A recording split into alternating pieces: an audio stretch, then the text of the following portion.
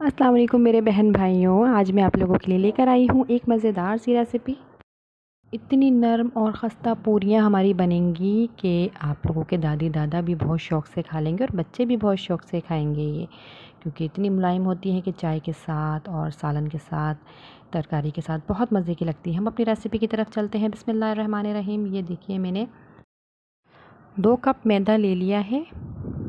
ये देखिए, मेजरमेंट करके लिया है। अगर आप चाय वाला कप होता है उसके हिसाब से भी ले सकती हैं। ये 2 कप मैदा है और 1 कप इसके अंदर मैं आटा शामिल कर रही हूँ। ये लाल आटा है। अगर आपके पास सफ़ेद आटा है तो आप वो भी इस्तेमाल कर सकती हैं। इसमें नमक जाएगा हस्बे ज़ायक़ा, हस्बे ज़रूरत नमक जाएगा, जितना आप लोग खाते हों। अब हम इसको थोड़ा थोड़ा पानी डाल के इसकी डो बना लेंगे। इसको गूँध लेंगे हम आटे को। एक सॉफ्ट सा हमें बनाना है, सॉफ्ट सी डो बनानी है हमें इसकी।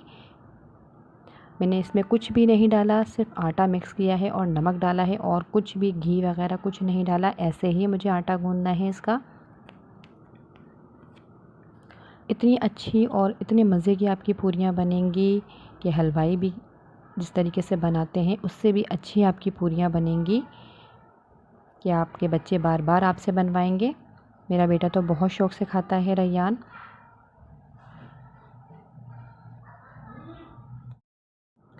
ये देखिए, हमने आटा गूँध लिया इसका। इसके अच्छी तरीके से इसके अंदर मुक्कियाँ लगा लेंगे हम, ताकि हमारा आटा बहुत अच्छा सा एक जगह हो जाए। जो मेरे चैनल पर नए हैं वो प्लीज़ मुझे सब्सक्राइब कर लीजिए और बेल आइकन को भी दबा दीजिए करें, ताकि आपको मेरी हर आने वाली वीडियो का नोटिफिकेशन मिल सके। अब इसके ऊपर मैंने थोड़ा सा ऑयल डाल दिया है, तकरीबन 1 टेबल स्पून के करीब मैंने इसको ऑयल लगा के, ये देखिए, इसको मैं थोड़ी देर के लिए रखूँगी। 10 मिनट के लिए हम इसको रख देंगे रेस्ट के लिए। उससे हमारा आटा बहुत सॉफ्ट हो जाएगा। ये देखिए कितना सॉफ्ट हो चुका है। 10 मिनट के बाद मैंने इसको देखा है, इतना अच्छा हमारा आटा हो चुका है। अब हम दूसरी तरफ मैं ऑयल गरम पे रख दूँगी, जिसमें हमें पूरियाँ बनानी हैं, पूरियाँ फ्राई करनी है हमको। हम ऑयल गरम पे रख दिया है। अब हम इसके छोटे छोटे से पेड़े बनाएंगे 2 कप मैदे से, और हमने इसमें आटा मिक्स किया। इससे इतनी सारी आपकी पूरियाँ बन जाएंगी। अच्छा, मैं दरमियाने साइज़ का बना रही हूँ, थोड़ा सा ज़्यादा करके बना रही हूँ। अगर आप इससे छोटा पेड़ा बनाएंगे उससे भी आपके बन जाएंगे। देखिए कितनी सारी हमारी पूरियों के हमने बना लिए हैं पेड़े। हल्के हाथ से हम इसको अब बेल लेंगे।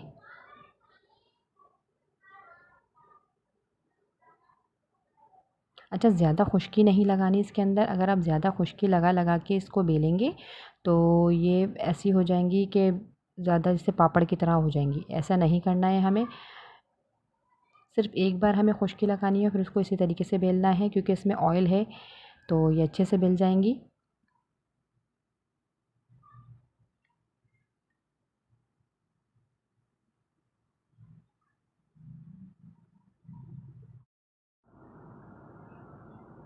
ये देखिए, ये हो चुकी है। अब मैं इसको हाथ से थोड़ा सा और बड़ा करूँगी। अब हम, अच्छा, ऑयल हमारा गरम होना चाहिए, ये ठंडे ऑयल में नहीं डलेंगी।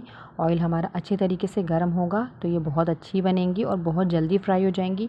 अगर आप ज़्यादा देर तक इसको डाल के रखेंगे पूरियों को ऑयल के अंदर तो ये पापड़ बन जाएंगी। तेल गरम होगा तो जल्दी जल्दी से बनती जाएंगी, जल्दी जल्दी फ्राई होती जाएंगी और सॉफ्ट बनेंगी बहुत ज़्यादा।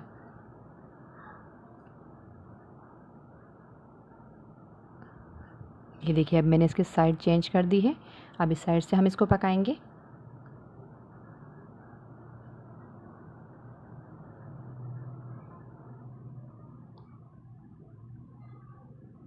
इतनी अच्छी आपकी पूरियाँ बनेंगी, आप खुश हो जाएंगे बनाने में भी और खाने में भी। ये फ्राई हो चुकी है। अब हम इसको निकाल लेंगे। इसका ऑयल अच्छी तरीके से झाड़ लेंगे हम। ये देखिए, इसी तरीके से हमको इसको सारी फ्राई कर लेनी है। एक प्लेट में निकाल ली है। अब ये दूसरी पूरी भी डाल रही हूँ, इसी तरीके से मैं अब सारी कर लूँगी।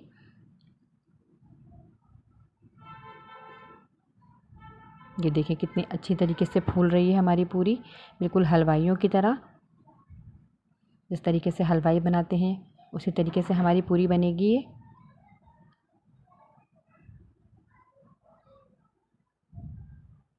ये देखिए, आप देख सकते हैं माशाल्लाह कितनी अच्छी फूली है हमारी पूरी ये। और इतने कम आटे में आप इतने कम मैदे में इतनी सारी पूरियां बना लेंगे।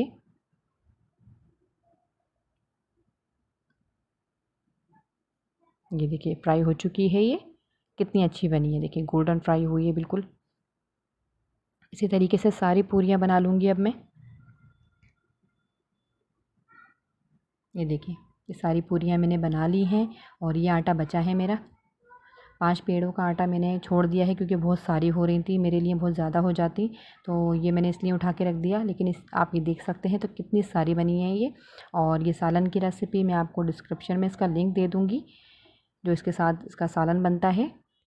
ये सालन मैंने अभी पिछली वीडियो में ही बनाया है वैसे, और मैं डिस्क्रिप्शन में भी लिंक दे रही हूँ इसका, आप वहाँ से चेक कर लीजिएगा। ये देखिए कितनी सारी मेरी पूरियाँ बन चुकी हैं इसकी, अचार के साथ, सालन के साथ, आप जिसके साथ भी खाना चाहें, बहुत मज़े की लगेगी। ये देखिए कितनी सॉफ्ट बनी है ये। ऐसे ही आप लोग भी बनाएंगे तो आपकी भी पूरियाँ ऐसे ही बनेंगी। अच्छा, पकाते पकाते देख के मेरे मुंह में पानी आ गया। मैंने कहा थोड़ा सा चख लेती हूँ, आपको भी खा के बताती हूँ कि कैसा लग रहा है। यार वाकई बहुत मज़े का बना है। आप लोग ट्राई कीजिएगा और मुझे अपने फीडबैक ज़रूर दिया करें। अच्छा, जिसकी पूरियाँ कड़क हो जाती हैं और ऐसी हो जाती हैं पापड़ की तरह, तो वो उसका भी एक सॉल्यूशन है हमारे पास कि आप उसको किस तरीके से नरम कर सकते हैं। ये देखिए सारी पूरियों को हमने एक कागज़ बिछा लिया। अगर आपके पास ये रैपर ना हो तो आप कोई भी कागज़ ले सकते हैं, अखबार ले सकती हैं। उसके अंदर हमने इसको दबा के रखना है। सिर्फ 10 मिनट तक आप इसको रखेंगे, फिर उसके बाद आप चेक कर लीजिएगा। ये मेरी बेटी ने ऊपर रोटी रख दी थी, वरना ये ऐसे रखते नहीं हैं। ये देखिए कितनी नरम हो चुकी हैं और मज़ीद नरम हो चुकी हैं हमारी पूरियाँ। ये देखिए कितनी अच्छी और सॉफ्ट हो गई हैं ये छोलों के सालन के साथ भी बहुत मज़े की लगती हैं। आप लोग मुझे बताइएगा, अपने फीडबैक ज़रूर दिया करें और मेरी रेसिपी पसंद आए तो उसको आगे शेयर कर दिया करें। अगली वीडियो तक के लिए अल्लाह हाफिज़।